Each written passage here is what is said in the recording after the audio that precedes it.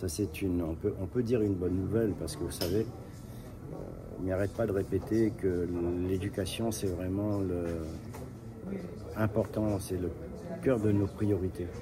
Et on a tout fait, on travaille encore là, sans cesse, pour faire en sorte que cette rentrée se passe au mieux. Il faut que les enfants soient bien accueillis, qu'il y ait ce qu'il faut.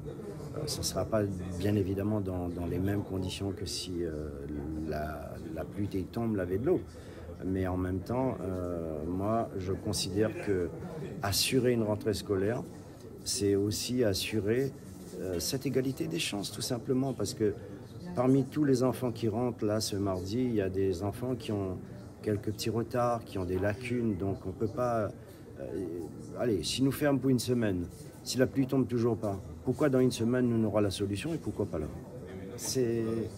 Il faut prendre à un moment donné des décisions et quand on est aux responsabilités, ben, c'est important. Donc vous allez mettre en place des moyens, c'est distribution de bouteilles d'eau, mise en place des citernes, etc. Et des toilettes chimiques. Oui. Et assurer aussi que la cuisine centrale soit alimentée sur la plage 6h, 11h pour qu'ils puissent confectionner les repas.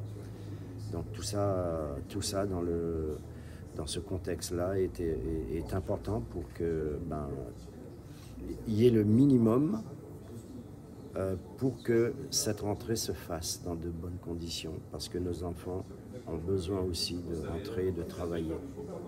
Ça, c'est pour l'école primaire, ça concerne à peu près 1600 élèves à Saint-André, mais pour les autres, par exemple le collège, le lycée, ça vous ne savez pas? Ça, c'est pas votre... Oui, ça c'est, je pense que le département doit aussi être au travail, et puis pareil pour la région, donc chacun ses compétences. D'accord. En tout cas, malgré le problème de la sécheresse, rentrée scolaire normale, mardi matin 21 janvier. Très bien, c'est ça. Moi, je suis heureux de l'annoncer parce que c'est important pour moi.